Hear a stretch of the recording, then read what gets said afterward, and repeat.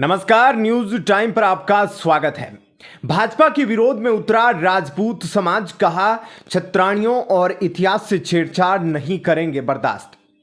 राजपूत समाज का आक्रोश भाजपा की मुश्किलें बढ़ा सकता है। श्री भवानी राजपूत छात्रावास दौसा में छत्राणियों के लिए अभद्र भाषा का प्रयोग करने वाले गुजरात से भाजपा सांसद प्रत्याशी पुरुषोत्तम रूपाला के विरोध में समाज के सैकड़ों युवाओं ने भाजपा के खिलाफ विरोध किया, प्रदर्शन कर टिकट काटने की मांग की है।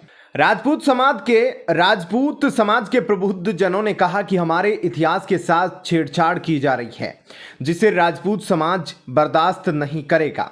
माधव सिंह ने बताया कि राजपूत समाज ने भाजपा को हमेशा ही मजबूत करने का कार्य किया है। राजपूत एक ही समाज ऐसा है जिसने भारतीय जनता पार्टी को सत्ता में लाने का संकल्प पूरा किया। इसके बावजूद भारतीय जनता पार्टी के नेता और शीर्ष नेतृत्व राजपूत समाज की उपेक्षा कर रहा है। यह राजपूत समाज कभी बर्दाश्त नहीं करेगा और मजबूरन हमें भाजपा को बाइकआउट करना होगा। इधर प्रदेश सचिव जसवंत सिंह बांदीकुई ने कहा कि राजपूत समाज के युवाओं ने भाजपा को खड़ा करने में और संघर्ष के समय में साथ देने में कोई कोर कसर बाकी नहीं छोड़ी।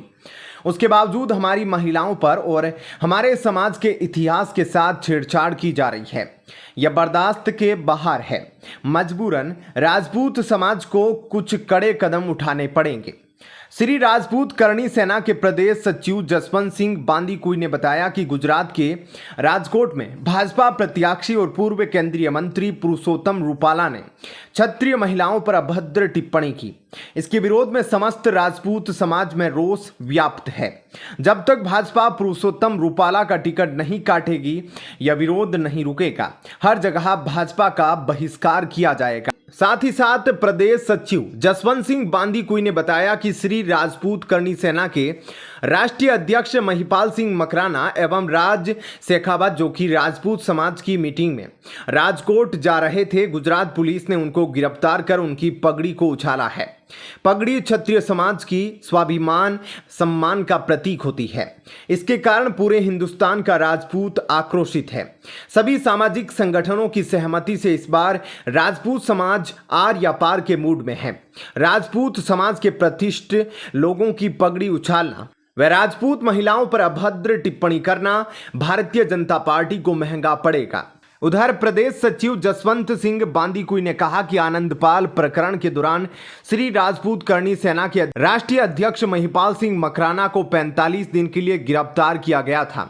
उस समय राजपूत समाज ने नारा दिया था, कमल का फूल हमारी भूल, जिसका परिणाम यह हुआ राजस्थान, मध्य प्रदेश और छत्तीसगढ़ तीनों राज्यों में भाजपा का सूपड़ा साफ हो गया था। एक बार फिर भाजपा ने वही गलती दोहराते हुए करणी सेना के राष्ट्रीय अध्यक्ष महिपाल सिंह मकराना को नजरबंद किया है। अब परिणाम भुगतने को तैयार रहे। मोदी बोलते हैं अब की बार 400 पार, लेकिन इस बार कर देंगे पार्लियामेंट से बाहर। राजपूत समाज का यह आक्रोश भारतीय जनता पार्टी को लोकसभा चुनाव में भारी पड़ता नजर आ रहा है। एक तरफ जहां पार्टी 400 सीट जीतने का दावा कर रही है, वहीं राजपूत समाज का यह आक्रोश कहीं ना कहीं नरेंद्र मोदी के 400 पार वाले नारे में विग्रह जरूर पैदा करेगा। चलिए चलते हैं अब दूसरी खबर की तरफ। भाजपा रूपाला को अपना प्रत्याशी बनाए रखेगी तो दूसरे राज्यों में भी होगा आंदोलन, राजपूत समाज ने पार्टी को दिया अल्टीमेटम। केंद्रीय मंत्री पुरुषोत्तम रूपाला के विवादित बयान के विरोध में राजकोट में राजपूत समाज के विभिन्न संगठनों का अस्मिता महासम्मेलन हुआ। इसमें समाज के नेताओं ने भाजपा को 19 अप्रैल तक अल्टीमेटम दिया है। भाजपा यदि रूपाला को अपना प्रत्याशी बनाए रखती है तो यह आंदोलन गुजरात से बाहर देश के अन्य राज्यों में भी होगा। राजकोट राम मंदिर के पास रतनपुर सभा मैदान में आयोजित अस्मिता महासम्मेलन में गुजरात के अलावा राजस्थान, महाराष्ट्र, मध्य प्रदेश, उत्तर प्रदेश, दिल्ली आदि राज्यों से भी राजपूत नेता व समाज के लोग पहुंचे। समाज ने रूपाला का टिकट रद्द करने की मांग को फिर से दोहराया है। उन्होंने कहा कि महाभारत में भगवान कृष्ण ने पांडवों के लिए 5 गांव मांगे थे, लेकिन हम केवल एक टिकट रद्द करने की मांग कर रहे हैं। अब आगे गेंद भाजपा के पाले में होगी कि उन्हें एक नेता प्यारा है या राजपूत समाज। आंदोलन गुजरात के बाहर अन्य राज्यों में भी किया जाएगा। आंदोलन की अगुवाई कर रहे राजपूत समाज संकलन समिति के अध्यक्ष करण सिंह चावड़ा ने कहा कि 16 अप्रैल को नामांकन के बाद 19 अप्रैल नामांकन वापस लेने की अंतिम तिथि है। इसलिए राजपूत समाज भाजपा को 19 अप्रैल तक का अल्टीमेटम देता है। इसके बाद आंदोलन गुजरात के बाहर अन्य राज्यों में किया जाएगा। उन्होंने कहा कि राजपूत समाज ने पिछले कई दिनों से शांतिपूर्वक सभा, रैली, विज्ञापन देने का काम किया, लेकिन अभी तक भाजपा की ओर से कोई जवाब नहीं मिला। उन्होंने कहा कि 16 अप्रैल के राजपूत समाज के महासम्मेलन के साथ आंदोलन का भाग 1 पूरा होता है। अब आगे आंदोलन का भाग 2 शुरू होगा। सम्मेलन में राजपूत करणी सेना के अध्यक्ष महिपाल सिंह मकराना, राष्ट्रीय करणी सेना के अध्यक्ष राज शेखावत भी शामिल हुए। राजस्थान अलवर के पूर्व राज परिवार के सदस्य दीप्ति राठौड़ ने कहा कि राजपूत समाज की बहन बेटियों को लेकर टिप्पणी करना अक्षम्य है। राजपूत शेर बनकर इस अपमान का बदला लेंगे।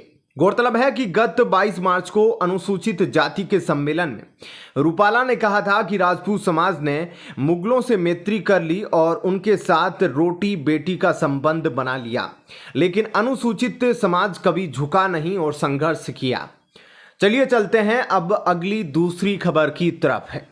केंद्रीय मंत्री रूपाला के खिलाफ सड़कों पर उतरी राजपूत समाज की महिलाएं। राजपूत करणी सेना के राष्ट्रीय अध्यक्ष को पुलिस ने रोका।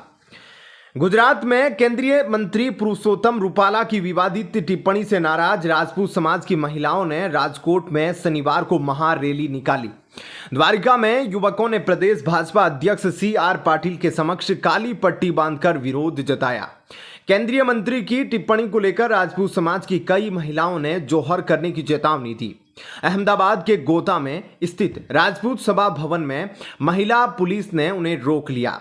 राजपूत करणी सेना के राष्ट्रीय अध्यक्ष महिपाल सिंह मकराना भी इन महिलाओं को समझाने तथा आंदोलन को देशव्यापी बनाने की रणनीति पर चर्चा के लिए अहमदाबाद पहुंचे, लेकिन पुलिस ने उन्हें पहले ही रोक लिया। राजकोट में अपने प्रत्याशी को नहीं बदलेगी भाजपा। उन्हें मकराना को शाहीबाग पुलिस आयुक्त मुख्यालय ले जाया गया। कुछ घंटे बाद उन्हें छोड़ दिया गया।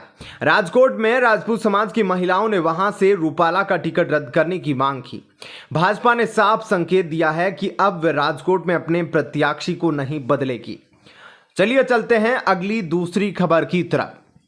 कांग्रेस की नई सूची में 10 नाम। नॉर्थ ईस्ट दिल्ली से कन्हैया कुमार, जालंधर से पूर्व CM चन्नी को टिकट। आगामी लोकसभा चुनाव के मद्देनजर कांग्रेस ने रविवार रात को एक और उम्मीदवारों की सूची जारी कर दी। इस सूची में कुल 10 उम्मीदवारों के नामों का ऐलान किया गया है। पार्टी ने सूची में पंजाब की 6 लोकसभा सीट के अलावा दिल्ली की 3 और 1 यूपी की सीट पर उम्मीदवार का ऐलान किया है। दिल्ली के चांदनी चौक से JP Agarwal, north east Delhi से कन्हैया कुमार, नॉर्थ वेस्ट दिल्ली से उदित राज, अमृतसर से गुरजीत सिंह औजला, जालंधर से पंजाब के पूर्व CM चरणजीत सिंह चन्नी, फतेहगढ़ साहिब से अमर सिंह, बठिंडा से जीत मोहिंदर सिंह सिद्धू, संगरूर से सुखपाल सिंह खेरा, पटियाला से धर्मवीर गांधी और इलाहाबाद से उज्जवल रेवती रमन सिंह को टिकट दिया गया है। कांग्रेस ने शनिवार को लोकसभा चुनाव के लिए 16 उम्मीदवारों की सूची जारी की थी, जिसमें चंडीगढ़ लोकसभा सीट के अलावा गुजरात की 4, हिमाचल प्रदेश की 2 और ओडिशा की 9 लोकसभा सीट के लिए उम्मीदवारों का ऐलान किया गया था। इसके साथ ही पार्टी ने गुजरात की 5 विधानसभा सीटों पर होने वाले उपचुनाव के लिए भी उम्मीदवारों का ऐलान कर दिया। यूपी के रायबरेली और अमेठी सीट पर लगी निगाहें। कांग्रेस को यूपी के गठबंधन में मिली 17 सीटों में रायबरेली और अमेठी छोड़कर अन्य सभी पर उम्मीदवार उतारे जा चुके हैं। ऐसे में अब लोगों की निगाह इन दोनों सीटों पर लगी है। देखना यह है कि इन दोनों सीटों पर परिवार का कोई सदस्य मैदान में उतरता है अथवा पार्टी के दूसरे नेताओं को मौका मिलता है। चलिए चलते हैं अगली दूसरी खबर की तरफ। दिल्ली से कांग्रेस ने तीनों सीट पर घोषित किए प्रत्याशी मनोज तिवारी से टकराएंगे कन्हैया कुमार।